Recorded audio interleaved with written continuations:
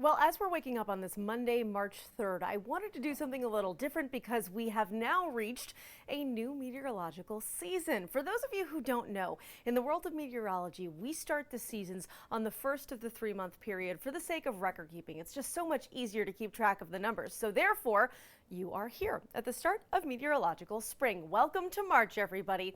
But I wanted to get a little recap on winter because I think perspective is so important when it comes to weather. For example, was it actually a cold winter, or did we just think it was cold because, well, it was winter?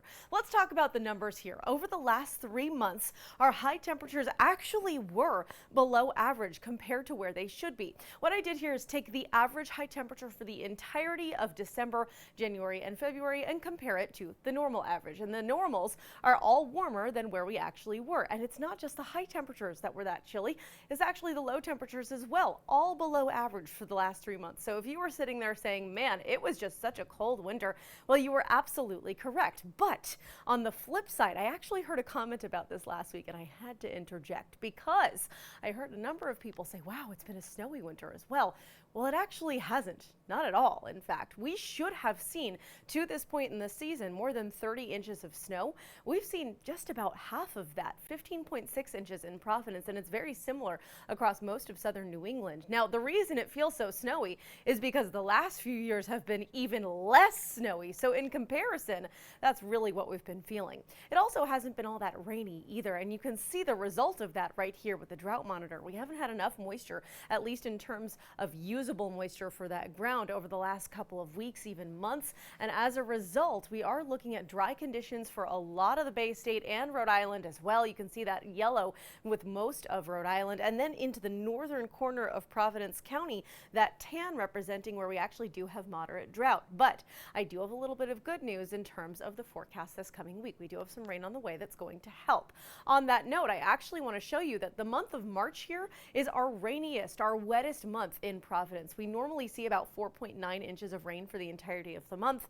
We're not going to get that much with our next storm. However, we will get enough to help the cause here. Now, let's start with a look at today in terms of your actual forecast. We'll get you out to satellite and radar where we don't have any rain falling from the sky at the moment, just a couple of clouds, and that's really it as we start the day. Temperature is pretty chilly, I will say that much. You know, I'm going to talk about some warmer temperatures later this week, but these ones, not warm at all. We are way below average in the teens, and even looking at 11 degrees right now in Smithfield. It's 16 in Newport, 16 in North Kingstown, 15 in New Bedford, and 14 in Taunton. Later today, most of us hover right around freezing, and that's actually where I'm putting the numbers for Providence, Newport, Westerly, and New Bedford, all at 32 degrees with some sunshine later today. It's going to look gorgeous. It's going to feel cold, but the opposite happens in the middle of the week with this next storm. This is the same one, by the way, that is going to bring some helpful rain to the Carolinas. However, it's actually going to bring some severe weather to parts of the south as well. So we're going to keep a close eye on that.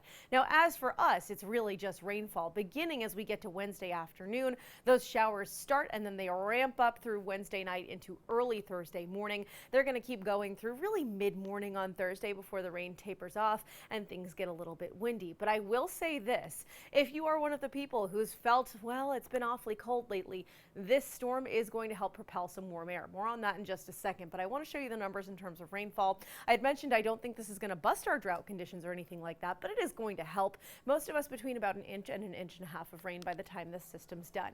Now, in terms of the temperatures, well, I promised I'd show you, and here you go. On the 7-day forecast, we get into the mid-50s on Wednesday and Thursday, accompanied by the rain, so take that as you will.